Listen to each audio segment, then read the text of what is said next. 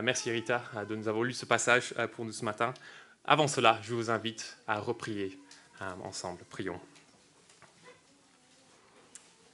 Notre Père, nous te remercions de nous avoir parlé dans ton Fils, dans ces jours qui sont les derniers. Sois avec nous ce matin par ton Saint-Esprit afin que nous puissions entendre cette voix encore à travers le livre d'Hébreux. Nous t'en prions au nom de Jésus. Amen. En 1989, un vaisseau spatial de la NASA a franchi la frontière entre notre système solaire et l'espace profond.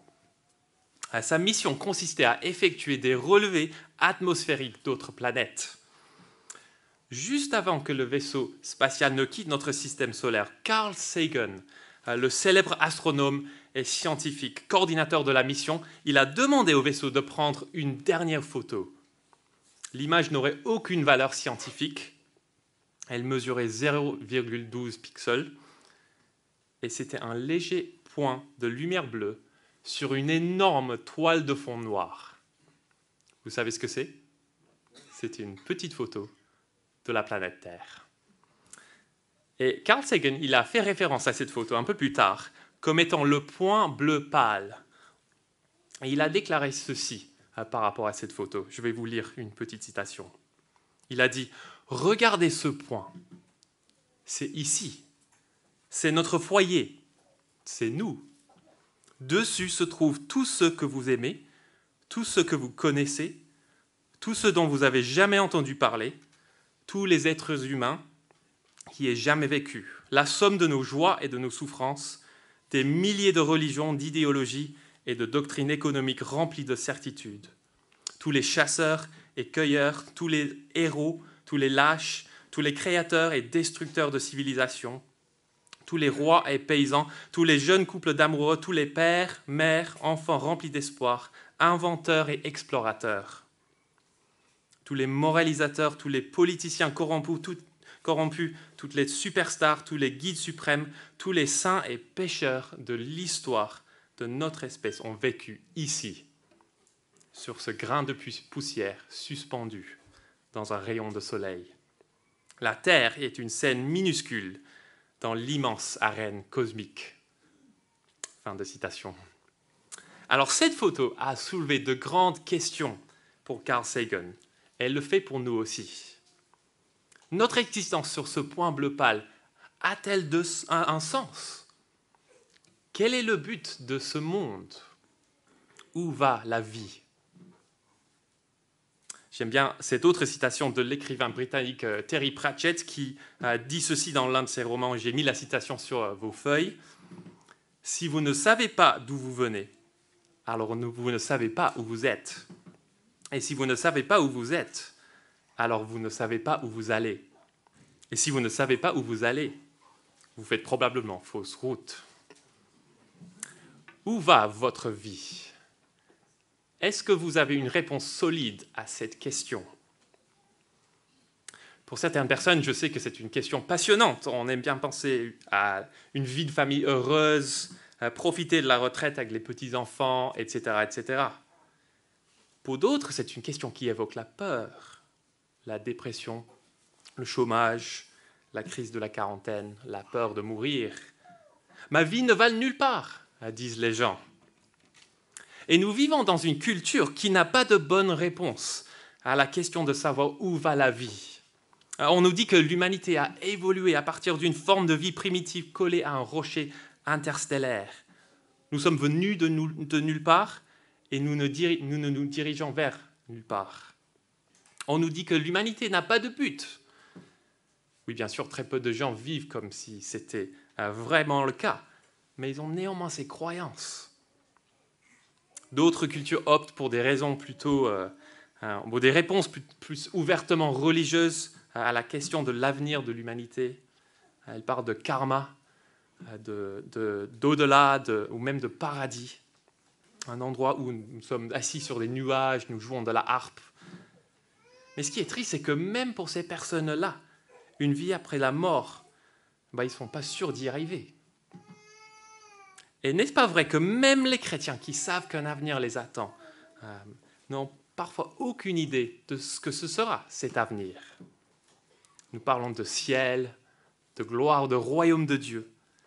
Mais avons-nous la moindre idée de ce que cela signifie? Sommes-nous comme des personnes qui ont gagné les vacances ultimes, mais qui n'ont aucune idée de où se trouve la destination à laquelle elles vont? Si vous ne savez pas d'où vous venez, alors vous ne savez pas où vous êtes. Et si vous ne savez pas où vous êtes, alors vous ne savez pas où vous allez. Et si vous ne savez pas où vous allez, vous faites probablement fausse route. Le livre d'Hébreux a été écrit pour raviver l'espérance chrétienne. Et c'est parce qu'il a été écrit à un peuple qui faisait fausse route. Les lecteurs de ce livre étaient tout simplement des chrétiens comme nous.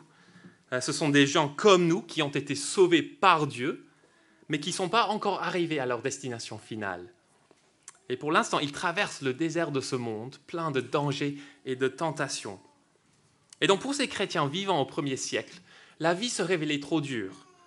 Confrontés aux épreuves de la persécution et du péché, ils étaient tentés d'abandonner. Ils perdaient espoir. Et je me demande combien d'entre nous ressentent la même chose ce matin? Combien d'entre nous se sont demandé si le fait d'être chrétien en valait vraiment la peine? Combien d'entre nous ont conclu que face à la souffrance qu'on voit dans le monde, que Dieu n'est plus bon? Combien d'entre nous craignent que la mort ne soit que la fin de cette vie longue et parfois triste? Si tel est votre cas, je vous invite à méditer avec moi ces versets que nous venons de lire dans Hébreux 2.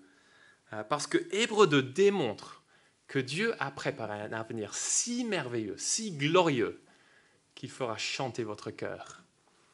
Hébreux 2, 5 à 18, a été écrit pour nous montrer que l'avenir que Dieu a préparé n'est rien de moins que des nouveaux cieux et une nouvelle terre, une nouvelle création tout entière.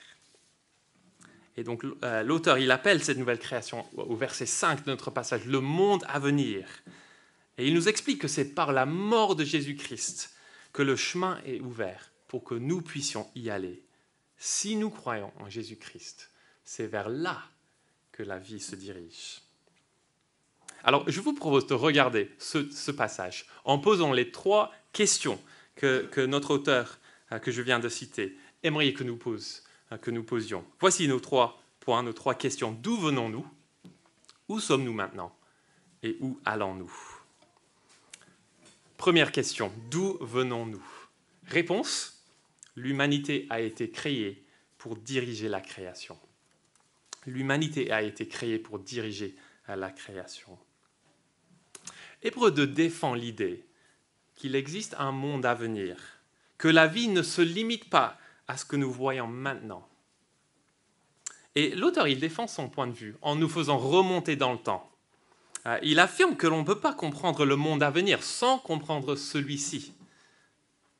Et il commence son argumentation en citant un psaume, le psaume 8. Parce que le psaume 8 est une autre réflexion biblique sur la vie sur le point bleu pâle. Sauf que cette fois-ci, la personne qui parle n'est pas perplexe devant l'apparente petitesse de l'humanité. Non, elle s'en émerveille. Elle s'en émerveille. Regardons les versets 5 à 7 de Hébreux 2. En effet, ce n'est pas à l'autorité d'ange que Dieu a soumis le monde à venir dont nous parlons. Quelqu'un a d'ailleurs rendu quelque part ce témoignage. Qu'est-ce que l'homme pour que tu te souviennes de lui? Ou le Fils de l'homme pour que tu prennes soin de lui? Tu l'as abaissé pour un peu de temps au-dessous des anges. C'est le roi David qui a écrit ce psaume et il observe la création. Il en a le souffle coupé. Il en conclut que Dieu a créé l'homme. Dieu n'a pas créé l'homme pour vivre au ciel comme un ange, mais il en a fait une créature pour vivre sur la terre. Il lui a donné 2 yeux, 2 oreilles, 2 bras, 2 jambes, 2 narines. Et nous, on pourrait penser que cela est tout à fait ordinaire. Mais ce n'est pas le cas de David. Il s'en émerveille. Et David ne se contente pas simplement de regarder par la fenêtre aux autres êtres humains qui passent, mais il lit aussi sa Bible. Parce que le psaume 8 se réfère consciemment à Genèse 1, le récit de la création du monde. Verset 7 de notre texte. Tu l'as couronné de gloire et d'honneur. L'humanité est la couronne de la création de Dieu. Vous vous souvenez de ce que Dieu a dit en Genèse 1 à 26 ? Faisons l'homme à notre image, à notre ressemblance. L'homme est fait pour avoir une relation spéciale avec Dieu. L'homme est fait à l'image de Dieu. Il ne s'agit pas seulement d'un trait de l'humanité, d'une facette de notre personnalité, mais c'est ce que signifie être un être humain en tant qu'homme et femme. Nous avons été créés pour montrer Dieu au monde. Lorsque vous voyez un être humain, vous voyez quelque chose de Dieu. Aucun animal ne peut le faire. Aucun ange ne peut le faire. Mais c'est le couronnement de l'humanité, son plus grand honneur, être capable de connaître Dieu et d'être à son image. Et la citation du psaume 8 se poursuit. L'auteur nous dit « Tu as tout mis sous ses pieds ». Dieu, il est le créateur et le maître de la création, mais il a placé l'homme dans ce monde pour diriger la création sous son autorité. Nous sommes couronnés de gloire et d'honneur en tant que porteurs de l'image de Dieu, et nous exprimons cet honneur en gouvernant le monde. Et cette expression « tout mettre sous ses pieds », ça nous renvoie à Genèse 1 à 28 aussi, où Dieu dit « Reproduisez-vous, devenez nombreux, remplissez la terre et soumettez-la. Dominez sur les poissons de la mer, sur les oiseaux du ciel et sur tout animal qui se déplace sur la terre. » L'humanité devait se multiplier et remplir la terre, c'est-à-dire qu'il y aurait davantage de porteurs d'images. Résultat, le monde serait soumis à la domination des êtres humains sous le règne de Dieu. Et lorsqu'on lit attentivement le récit de la création dans Genèse 1, on voit que l'humanité n'a pas été conçue juste pour vivre dans un club privé dans le jardin d'Éden. Non, Genèse 1 nous dit que nous devons remplir la terre. Et le psaume 8 dit que Dieu a soumis toutes choses à l'homme, le monde entier. Et donc cela signifie que la création n'est pas complète tant que l'homme ne la soumet pas. La création dépend de l'homme en quelque sorte pour l'achever, pour la compléter. Et cette domination, c'est bien sûr, ce n'est pas l'œuvre d'un tyran, d'un dictateur, mais plutôt celle qui consiste à apporter l'ordre et la vie à la création, tout comme Dieu l'a fait en Genèse 1. Le premier homme et la première femme sont des serviteurs royaux, un roi, une reine, qui auraient des enfants, eux, qui auraient d'autres enfants par la suite. Et ainsi, toute la création serait remplie de la gloire de Dieu, la gloire du roi céleste lui-même. Alors, réfléchissons un instant à ce que cela implique pour nous. L'humanité a été créée pour avoir une relation spéciale avec Dieu. Nous ne sommes pas seuls dans l'univers, à la dérive dans un vide dénué de sens. Non. Non, quel que soit notre âge, notre ethnicité, notre statut professionnel, nous avons tous une grande dignité devant Dieu. Et l'homme a été créé pour avoir une relation spéciale avec la création. Nous avons un but donné par Dieu. Nous sommes faits pour diriger le monde. Et donc le fait que les gens veuillent réussir la vie, faire une différence dans le monde, cela n'est pas anormal, c'est normal. C'est ce que signifie être un être humain. Alors revenons à notre thème majeur. L'auteur de ce livre est en train de défendre l'idée qu'il existe un monde à venir, un avenir au-delà de la vie présente. Et l'auteur, il voit dans le psaume 8 que l'homme a été créé pour diriger le monde. L'auteur voit que le but pour la création était de la remplir de la gloire de Dieu. Mais il comprend aussi que l'homme n'a pas soumis le monde que Dieu a créé. En fait, le monde à venir n'a jamais existé. Verset 8 encore, « Maintenant pourtant, nous ne voyons pas encore que tout lui soit soumis. » D'où venons-nous ? L'humanité a été créée pour diriger la création. Quel honneur, quelle gloire! Mais avez-vous remarqué l'expression, la petite expression « pas encore » ? Parce que tout n'est pas perdu. Tout n'est pas perdu. Et cela nous amène à notre deuxième question. Où sommes-nous maintenant ? Où sommes-nous maintenant ? Réponse, Jésus est en train de sauver des hommes et des femmes pour diriger une nouvelle création. Une nouvelle création. J'ai récemment regardé un film de science-fiction qui s'appelle Premier Contact. C'est l'histoire de 12 vaisseaux spatiaux qui débarquent sur Terre et l'humanité essaye de communiquer avec les extraterrestres dans les vaisseaux spatiaux. Et dans le film, quelqu'un se demande pourquoi ils ont envoyé 12 vaisseaux spatiaux sur Terre. Et un agent spécial américain, il répond tout simplement par ces mots qui donnent un peu à réfléchir. Il a dit « Sur cette Terre, il n'y a pas un seul et unique leader. » Et c'est vrai, n'est-ce pas ? C'est vrai. Le genre humain est brisé, divisé. Nous subissons le règne de la peur, du chagrin et de la mort. Nous avons besoin d'un leader mondial, international, qui peut nous sortir de ce pétrin. Et la réponse étonnante qu'on voit dans Hébreux 2, c'est que c'est Jésus, ce leader mondial. Remarquez la manière dont l'auteur change de sujet entre les versets 8 et le verset 9. Maintenant pourtant, nous ne voyons pas encore que tout lui soit soumis, c'est-à-dire l'humanité, l'homme. Toutefois, celui qui a été abaissé pour un peu de temps au-dessous des anges, Jésus, nous le voyons couronné de gloire et d'honneur. L'auteur nous dit que Jésus est le véritable être humain, le véritable Adam, si vous voulez. Il est l'accomplissement du psaume 8 et de Genèse 1. En parfaite relation avec Dieu, il est couronné de gloire et d'honneur, non pas parce qu'il a apprivoisé les animaux, non pas parce qu'il a eu des enfants, mais parce que... Comment est-ce que vous compléteriez cette phrase ?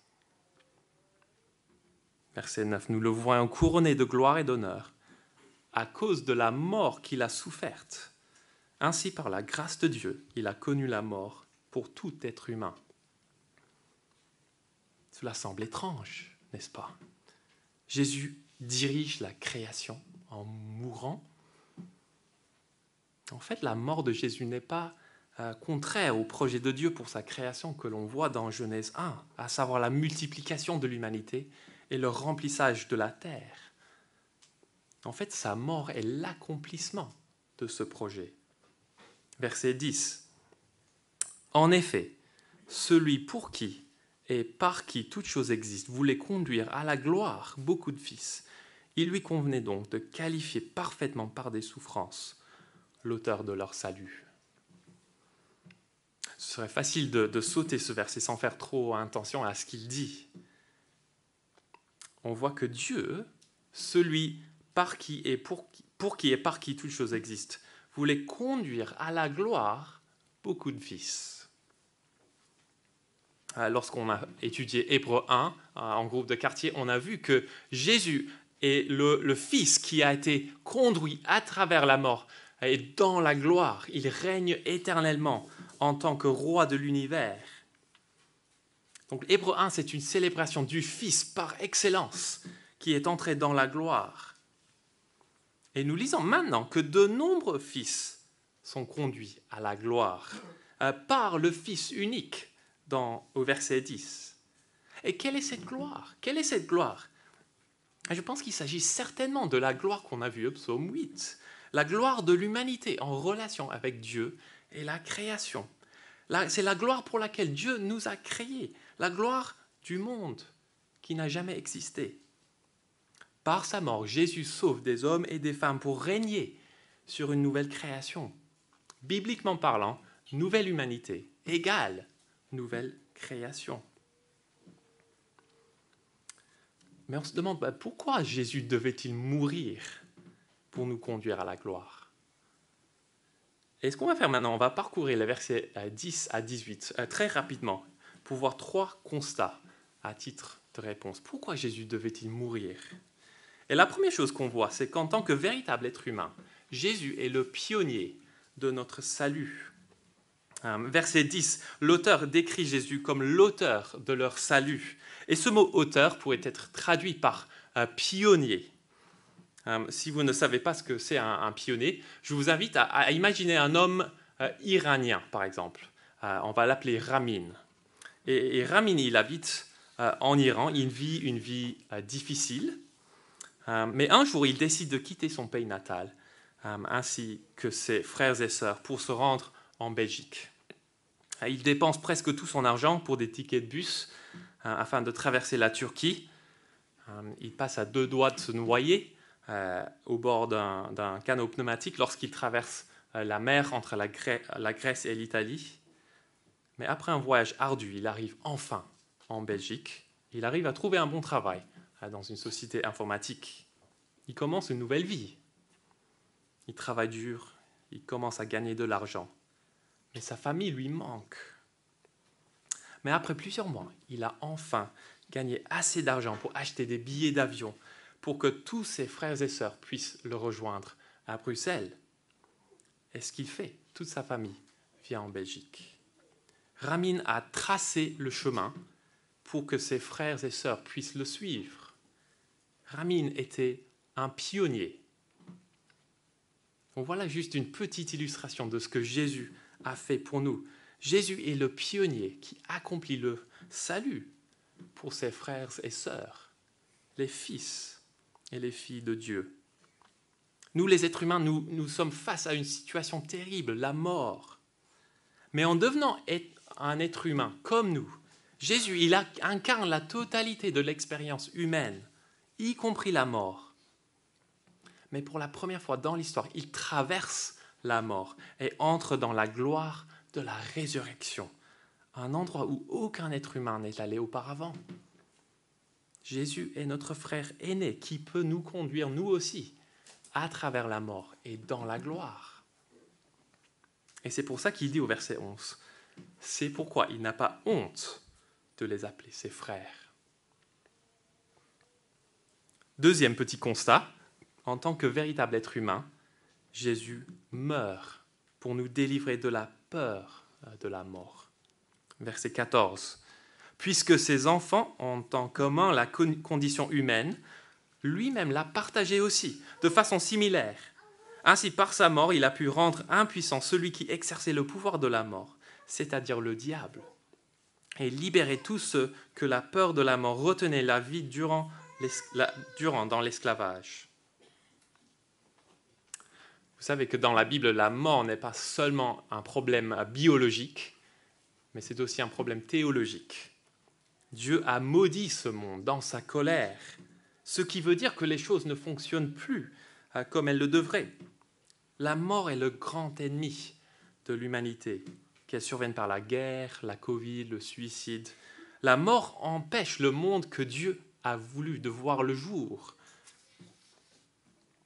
Et en réalité, avant de devenir enfants de Dieu, nous étions tous esclaves du diable, selon ce verset. Le diable, il exerce le pouvoir de la mort, non pas en décidant comment et quand nous mourrons, mais en nous rappelant que nous méritons la mort.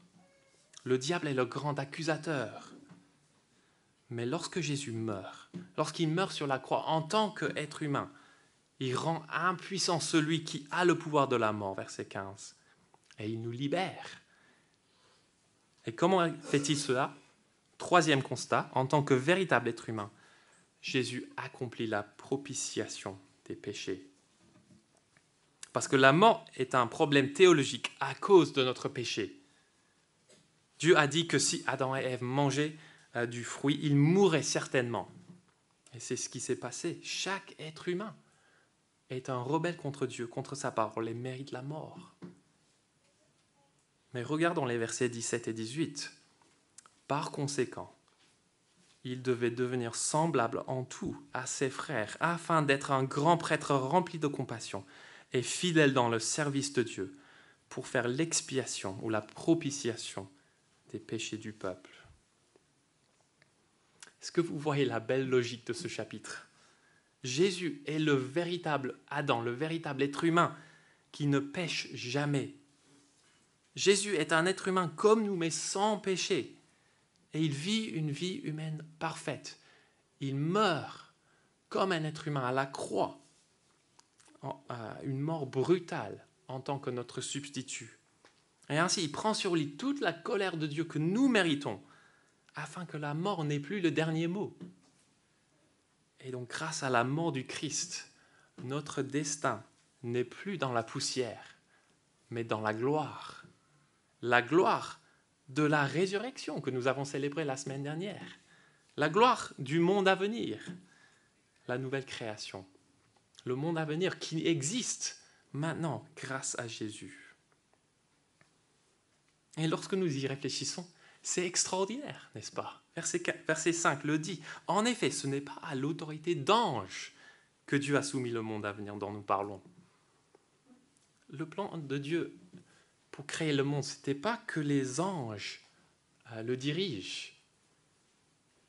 Non, Dieu veut un monde dirigé par les êtres humains. D'abord Jésus, et puis nous, avec Jésus, ses frères et sœurs. D'où venons-nous? L'humanité a été créée pour diriger la création. Où sommes-nous maintenant? Jésus est en train de sauver des hommes et des femmes pour diriger une nouvelle création. Et cela nous amène à notre troisième question. Où allons-nous? Où allons-nous? Et ce que j'aimerais faire pour ce troisième point, c'est juste faire ressortir quelques implications de ce que nous avons déjà vu dans le texte, pour que nous comprenions à quel point l'avenir qui nous attend sera juste glorieux, merveilleux. Et comme on a dit au début, le livre d'Hébreux a été écrit pour raviver l'espoir des chrétiens en perte de vitesse. Et donc si les lecteurs de ce livre, et nous aussi, saisissent ce que l'auteur est en train de dire sur Jésus et sur cet avenir, cela va les motiver à persévérer, à courir jusqu'au bout de la vie chrétienne. Nous voulons être comme cette personne qui a gagné les vacances ultimes, mais qui commence à s'y préparer en regardant les photos de la piscine, de l'hôtel, de la plage. Plus nous comprenons à quel point les vacances seront formidables, plus nous sommes impatients d'y arriver. Et c'est la même chose pour la nouvelle création. Donc voici encore 3 implications qui découlent des vérités que nous venons de voir dans ce texte par rapport à la nouvelle création à venir. La première chose à dire, c'est que la nouvelle création sera un lieu physique. Elle sera un lieu physique. Hébreux 2 traite en grande partie de l'humanité de Jésus.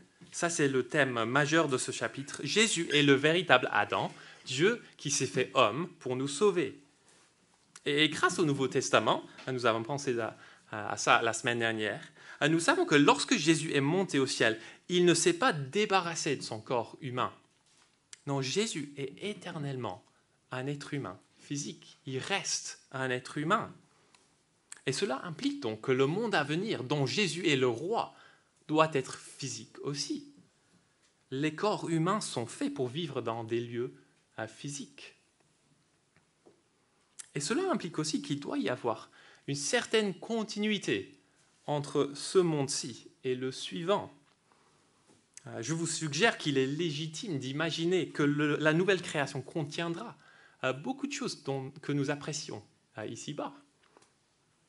Je vous propose qu'il est légitime d'imaginer que la nouvelle création aura des plages, des couchers de soleil, des promenades en forêt, du foot, des fleurs, des glaces, des instruments de musique, des canapés, des avions, des tableaux, la course, la respiration, le rire et d'innombrables d'autres choses. Sauf que chacune d'entre elles sera infiniment meilleure et ne s'abîmera jamais. Ça, c'est l'espérance que nous avons en tant que chrétiens. Alors, le monde à venir n'est pas simplement le prix de consolation pour la vie dont nous jouissons maintenant. Je pense que la plupart des religions de ce monde envisagent l'avenir un peu comme ça. Mais non, la nouvelle création dans la Bible, c'est la restauration, l'amplification de tout ce que Genèse 1 devait être. Les chrétiens parlent souvent de l'idée d'aller au ciel, Mais cela peut sous-entendre que la réalité qui nous attend est une réalité sur les nuages qui ne correspond pas du tout à ce que nous vivons ici-bas. Mais non, ce n'est pas ça. Selon la Bible, l'espérance chrétienne est plutôt l'attente du jour où nous recevrons un corps de résurrection, un corps ressuscité, pour habiter non pas le ciel, mais la terre céleste qui descendra du ciel, comme Apocalypse 21, verset 2 nous dit. Dans la nouvelle création sera un lieu physique, parce que le roi de la nouvelle création est un être humain physique. Deuxième chose, la nouvelle création sera un lieu où l'humanité régnera. On va voir ça en quelques étapes. Hébreux 2 nous explique que Jésus-Christ règne maintenant et pour toujours dans la gloire. Verset 5 encore, en effet, ce n'est pas à l'autorité des anges que Dieu a soumis le monde à venir dont nous parlons. Donc Jésus-Christ est le roi de toute la terre, celui qui domine toute chose maintenant par sa puissance. Rien ne peut changer le fait que Dieu a soumis le monde à venir à Christ. C'est un fait accompli. Et Jésus il a déjà apporté la victoire définitive sur le péché et sur la mort, même si nous ne le voyons pas encore de nos yeux. Et en réalité, Jésus commence à exercer son règne en nous dès le moment de notre conversion. Est-ce que vous savez que les deux seules fois où le Nouveau Testament emploie l'expression « nouvelle création », ce n'est pas simplement pour parler du monde physique à venir, mais aussi pour parler de nous, des chrétiens. Je vous donne un verset en 2 Corinthiens 5, verset 17, qui dit « Si quelqu'un est en Christ, il est littéralement nouvelle création. Les choses anciennes sont passées, voici toutes choses sont devenues nouvelles. » Donc, grâce à l'évangile de Christ, Dieu, par son Saint-Esprit, est en train de restaurer notre vie si nous croyons en Christ, si nous sommes en Christ. Ta vie chrétienne, aussi imparfaite qu'elle puisse te paraître, est une image de ce que Jésus fera un jour dans l'univers tout entier. Ce que Jésus fait en toi dans le tout petit, en détruisant l'emprise du péché, il le fera un jour dans l'immense, pour l'univers tout entier. Et donc nous sommes déjà maintenant les bénéficiaires du règne victorieux de Jésus, si nous croyons en lui. Mais un jour, lorsque Jésus reviendra, nous participerons à son règne pour toujours. La Bible nous donne très peu d'indices sur ce que ça pourrait être, ce règne. Paul nous dit en 1 Corinthiens 6, verset 2, « Ne savez-vous pas que nous jugerons les anges ?» Apocalypse 22, verset 5 nous dit, « Il n'y aura plus de nuit, ils n'auront besoin ni de la lumière d'une lampe, ni de celle du soleil, parce que le Seigneur Dieu les éclairera. Ils régneront au siècle des siècles. » Je pense que nous pouvons envisager que le travail continuera dans une certaine mesure dans la nouvelle création. Mais quoi qu'il en soit, une chose est sûre, dans le monde à venir, le péché ne sera plus. La mort aura disparu. Tout fonctionnera vraiment. Mon ordinateur ne plantera pas. Le métro ne sera jamais perturbé. Les fleurs dans mon jardin ne seront pas mangées par des insectes. Et les gens s'épanouiront vraiment. Il n'y aura plus de rage au volant. Les amitiés seront toujours harmonieuses. Personne ne sera frustré par son travail, par les autres. Et la chose qui fait que la nouvelle création sera véritablement glorieuse, c'est que Dieu lui-même sera là. Nous verrons le grand roi face à face pour toujours. Donc la nouvelle création sera un lieu où l'humanité régnera avec Dieu, avec Jésus-Christ, le grand roi. Et puis la dernière chose à voir, c'est que nous allons vers le monde à venir, qui est déjà là, en quelque sorte. Une chose que la Covid m'a appris, c'est que nous n'avons pas toujours ce que nous voulons, ce que nous aimerions avoir dans cette vie. Je me souviens qu'au début du confinement, du premier confinement en 2020, je ne pouvais plus acheter ce que je voulais. Il n'y avait plus de papier toilette, plus de pâtes, plus de farine au supermarché. Et on peut subtilement commencer à avoir cette mentalité dans la vie chrétienne. Je ne sais pas, pour vous, avez-vous l'impression qu'il vous manque quelque chose dans cette vie? Peut-être que vous êtes déçu de ne pas avoir atteint vos objectifs au cours des dernières années. Peut-être que vous en voulez à Dieu de ne vous pas avoir permis de rester célibataire au lieu de vous donner un conjoint. Peut-être que vous vous demandez pourquoi la maladie vous a privé d'opportunités dans cette vie. Verset 5 encore. En effet, ce n'est pas à l'autorité d'ange que Dieu a soumis le monde à venir. Le monde à venir est déjà là.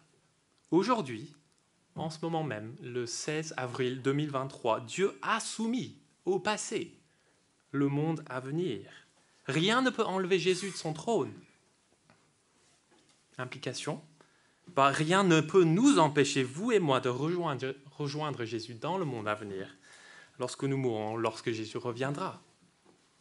La nouvelle création est une réalité qui existe déjà, car elle est soumise à Jésus, le pionnier de notre salut, qui s'assied sur le trône. Mon avenir est lié à Jésus, car il est mon frère aîné. Là où Jésus est, je suis. Et là où Jésus est allé, je le suivrai un jour. Mais la nouvelle création est une réalité qui n'existe pas encore. Verset 8. Maintenant pourtant, nous ne voyons pas encore que tout lui soit soumis.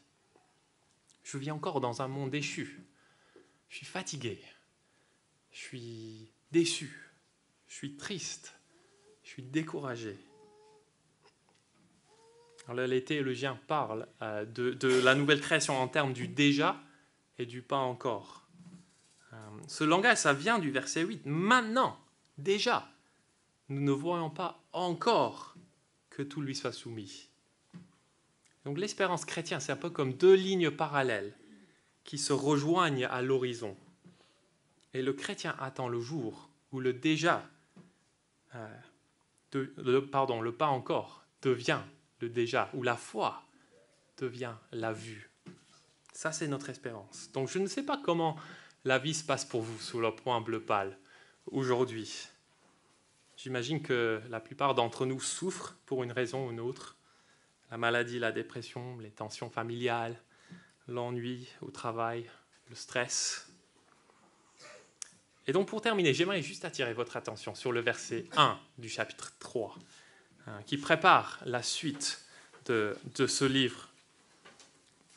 Verset 1 du chapitre 3. Ainsi donc, frères et sœurs saints, vous qui avez part à l'appel céleste, portez vos pensées sur l'apôtre et le grand prêtre de la foi que nous professons, Jésus. Voici l'exhortation qui termine notre passage. Gardez les regards fixés sur Jésus. C'est qui Jésus? Il est le Fils. Et selon Hébreu, le Fils, c'est l'héritier de toutes choses.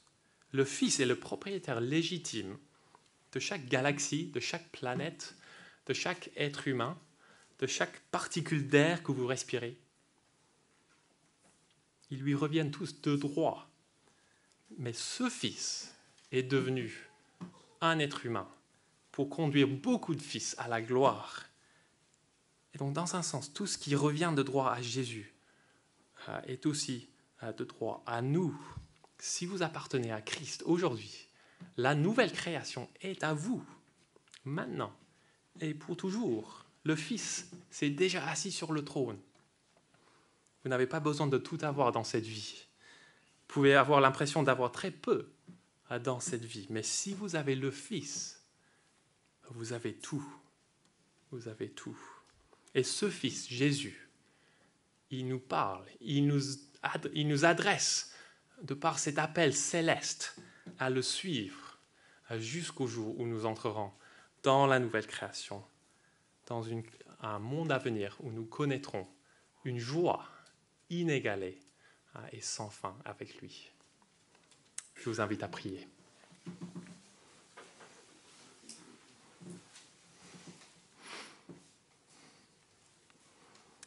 Notre Père, combien nous te louons pour ta bonté immense envers nous. Nous te louons et nous te remercions d'avoir choisi de créer un monde si beau et de nous y avoir placés pour être des rois et des reines sous ton autorité bienveillante. Merci d'avoir envoyé ton Fils dans ce monde pour nous aider face au péché horrible, pour nous aider face à la mort, face au jugement éternel que nous méritons. Et notre Dieu, nous avons besoin de toi pour comprendre à quel point notre éternité dépend de Jésus et de ce qu'il a fait pour nous. Et nous voulons te demander de nous aider à saisir les vérités que nous avons vues ce matin, afin que nous puissions courir avec persévérance jusqu'à ce que nous arrivions dans la nouvelle création. Donc, fixe nos yeux sur ce monde à venir, nous t'en prions, et donne-nous une vision encore plus grande de ce qui nous attend à l'avenir, où nous régnerons avec toi dans la gloire pour l'éternité. Et nous te demandons ces choses au nom de Jésus. Amen.